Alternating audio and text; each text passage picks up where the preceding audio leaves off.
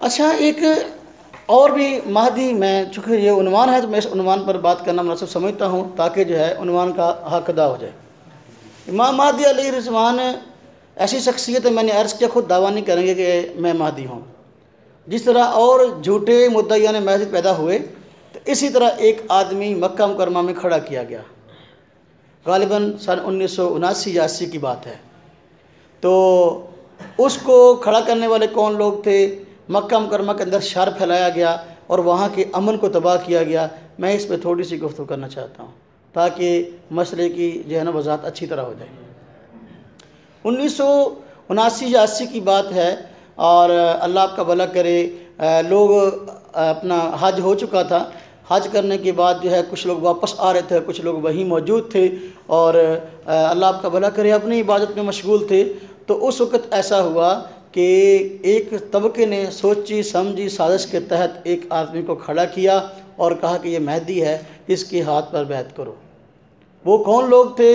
तो उन हजरात की अपनी किताबों में ऐसी बातें मिलती हैं और ख़ुद सऊदी हुकूमत ने एक किताब शाया की थी अपना, बल्कि सरकारी एक इदारे ने।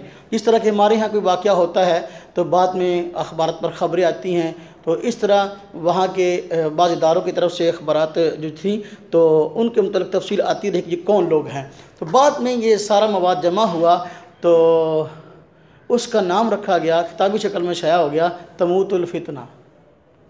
क्या नाम था उसका? यानी सारे मार दिए गए वहाँ। तो जब वो सारे मार दिए गए तो अब पूरी कार्रवाई शाया हुई, तो नाम क्या था उसका? तवज्जो करना और बात भी तवज्जो सुन लेना, आपको काम आएगी। तमूतुल फितना उसका नाम था। हज़रत मौलाना अब्दुल रऊफ़ फ़ारूकी दामत बरकातुहुम जो है उनके पास ये किताब मौजूद है, तो तमूतुल फितना। उसमें बाकायदा तौर पर सऊदीया के उन इदारों ने जिन्होंने ये किताब शाया की, बाकायदा लिखा है कि ये सारा फसाद करने वाले वो लोग थे जो किसी इमाम के मुक़ल्लिद नहीं हैं। कौन लोग थे?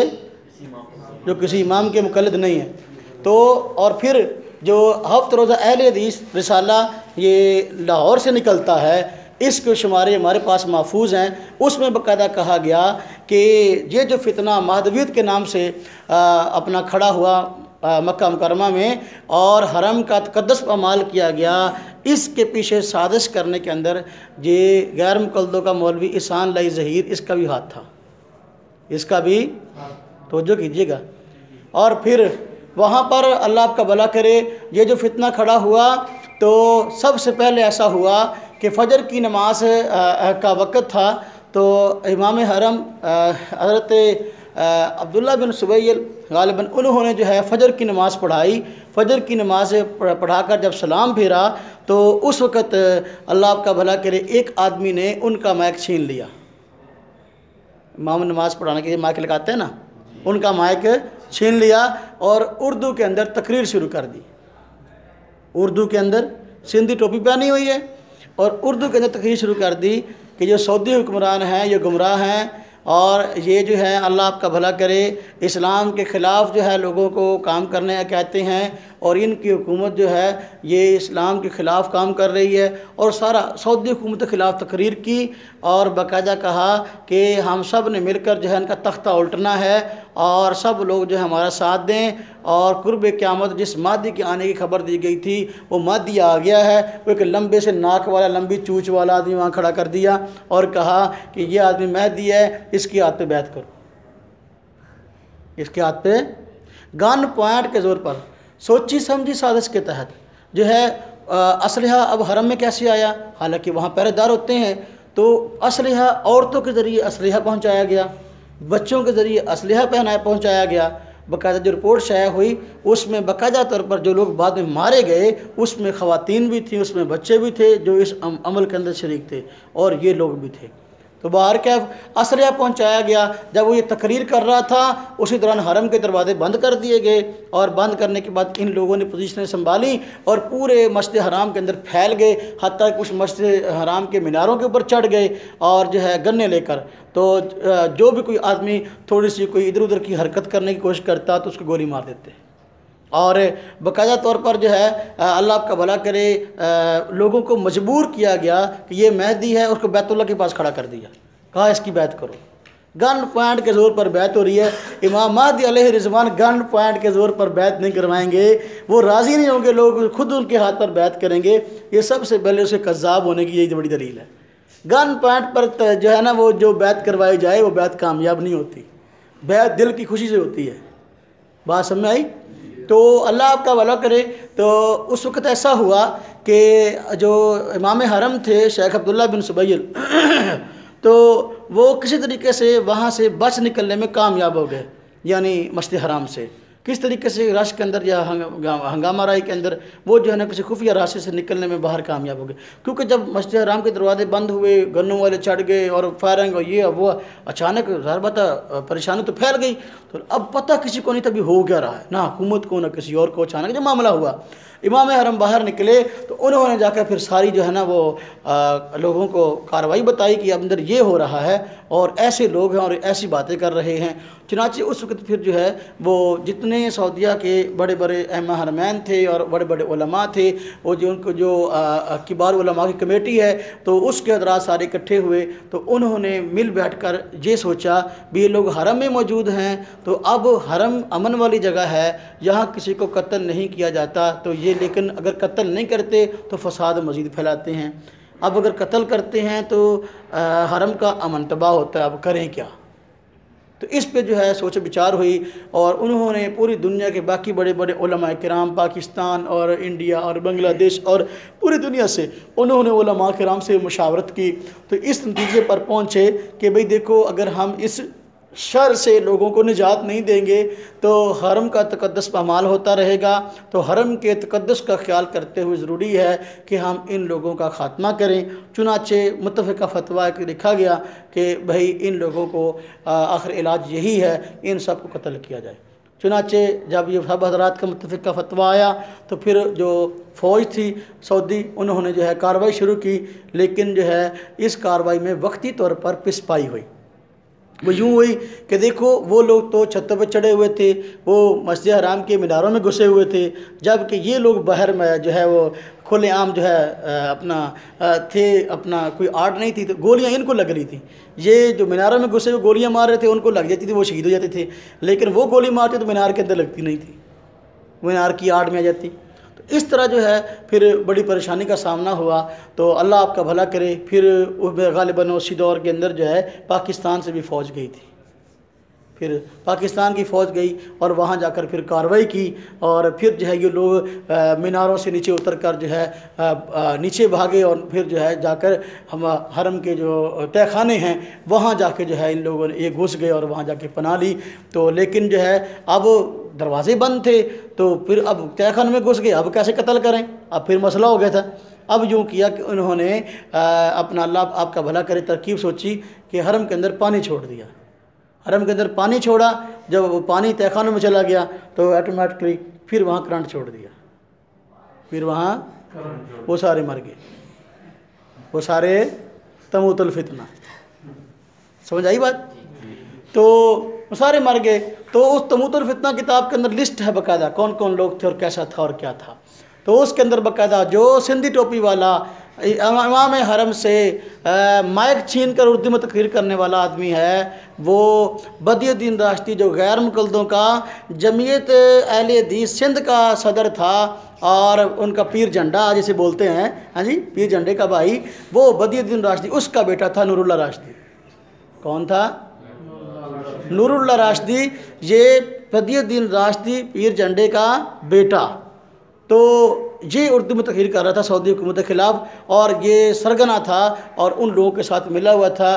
तो एक इंटरव्यू मैंने पढ़ा, छपा हुआ है नूरुल्लाह राश्दी का, इसको वहाँ से निकाल दिया गया। फिर बदियुद्दीन राश्दी को, नूरुल्लाह राश्दी तो मार दिया गया ना, उसके बाप को बदियुद्दीन राश्दी को वहाँ से निकाल दिया गया।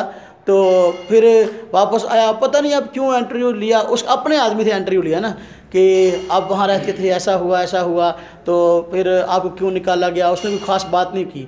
फिर उसने कहा कि सुना है कि आपके बेटे ने वहाँ कोई उर्दू में तकरीर की थी, तो अपना उसने बस इतना ही कहा उसने तकरीर की थी, लेकिन आगे नहीं बताया उसका हुआ क्या क्या नहीं हुआ। लेकिन बाहर क्या उस तमूतुल फितना किताब के अंदर पूरी तफसील है। तो नूरुल्लाह राश्ती उसमें मार दिया गया। तो अल्लाह आपका भला करे। अब आप देख लें 16 दिन तक कितने दिन तक? 16 दिन तक मस्जिद हराम में नमाज नहीं हुई। और वो लोग जो मस्जिद हराम में मौजूद थे वो बाहर नहीं जा सकते थे, बाहर के लोग अंदर नहीं आ सकते थे। जो मस्जिद हराम में लोग मौजूद थे, मस्जिद हराम के अंदर उन लोगों को रख कर बैतुल्ला अपना वाशरूम में जाने की इजाज़त नहीं थी। 16 दिन तक उन लोगों ने पेशाब पखाना मस्जिद हराम के अंदर किया। आज ये लोग हमें कुरान हदीस के नाम पर जो है कहते हैं कि हम बड़े कुरान के अलमबरदार हैं और हम बड़े हदीस के अलमबरदार हैं, जितनी हिदायत हमारे पास है दुनिया में किसी के पास है नहीं है। अब उनका असली चेहरा ये है कि 16 दिन तक मस्जिद हराम के अंदर पेशाब पखाना करवाते रहे। बात समझ में आई कि नहीं आई?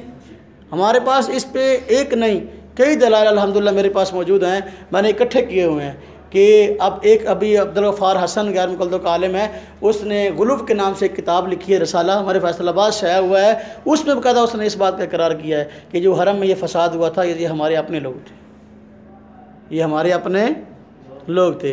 तो लेकिन बाहर के जो बेचारे वहाँ हरम वाले लोग हैं, सऊदीया वाले लोग हैं, वो नरम दिल हैं, वो तो जो भी उनके साथ बैठे उनका साथ दे तो वो अपना कह लो कि उसकी हौसला अफजाई करते हैं। हम बैठेंगे तो हमारी हौसला अफजाई करेंगे, वो लोग करीब बैठेंगे तो उनकी हौसला अफजाई करेंगे। इन लोगों की आदत है पहले से या तो ये हरबा इस्तेमाल करते हैं कि पीछे रहकर साजिशें करते हैं, जिस तरह की इन्होंने करके देख लिया, उसका अंजाम भी देख लिया। अब हरबा बदला है कि अब उनकी टीसी करते हैं, चापलूसी करते हैं, और पंजाबी में तो उसका नाम बहुत बुरा है, तो वो करते हैं अपना, जिसकी बुना पर जो है अल्लाह आपका भला करे कि वहाँ से रियाल लेके आते हैं। वहाँ से क्या लेके आते हैं? रियाल। बस रियाल की चमक है और कुछ भी नहीं है। अगर देखो उन्होंने साफ़ तौर पे कहा है, हमारी किताब इस पे आ रही है इंशाल्लाह कि सऊदी मौक़िफ़ और गैर मुक़ल्लिदीन, इस पे इंशाल्लाह एक तफसीली किताब अल्हम्दुलिल्लाह हमारी आ रही है, हमने बहुत मौद इकट्ठा किया हुआ है। तो इस पे जो है अल्लाह आपका भला करे, जो मफादात हैं, सिर्फ मफादात की खातिर जो है अल्लाह आपका भला करे, ये सारे ताल्लुकात हैं गैर मुक़ल्लिदों के, हमारे मफादात के लिए ताल्लुक़ नहीं है। अइम्मा हरमैन हमारे पास भी तो आते हैं ना, दारुल देवबंद में भी तो आए हैं ना। तो हाँ जी, अभी हज़रत मौलाना फजल रहमान साहब दामद बरकातुहुम के 7 साल पर भी तो आए हैं ना। अइम्मा हरमैन हमारे पास भी आते हैं, लेकिन हम मफादात की जंग नहीं लड़ते। हम किसी से मोहब्बत रखते हैं तो अलल ऐलान, हमारी किसी से नफ़रत है तो वह भी अलल ऐलान। अल्लाह के लिए नफ़रत है, अल्लाह के लिए जो है वो मोहब्बत है, हमारा ऐसा मामला नहीं है। अब वो हज़रात खुलेआम कहते हैं कि हम इमाम अहमद रहमतुल्लाह अलैह के मुक़ल्लिद हैं। खुद मेरे पास ऐसी किताब मौजूद है कि जिसमें जो है उन्होंने खुद लिखा है कि अपना, अल्लाह आपका भला करे, इस किताब का नाम है मोहम्मद बिन अब्दुल वहाब के अकायद और अफ़कार जो है उनकी दावत क्या है। तो उस पर साफ़ उन्होंने लिखा कि हम इमाम अहमद रहमतुल्लाह अलैह के अम्मा मज़हबुना मज़हब इमाम अहमद बिन हम्बल, कि हमारा मज़हब जो है इमाम अहमद बिन हम्बल वाला है। फिर किताब के आखिर में लिखा है कि जो हमारे मतलब गलतफ़हमी थी हमने इसका जवाब दिया है। तो जो आदमी इसके अलावा हमारी तरफ कोई और बात मनसूब करता है उस पर अल्लाह की भी लानत है, फरिश्तों की भी लानत है, सारी इंसानों की लानत है। तो बाहर क्या, अभी एक किताब छपी है सऊदी अरब का अदालती निज़ाम, उसमें बकायदा लिखा है सऊदी अदालतों के अंदर फ़ैसला जो है इमाम अहमद रहमतुल्लाह अलैह के कॉल पर होता है। तो खैर ये एक अलग मौजू है।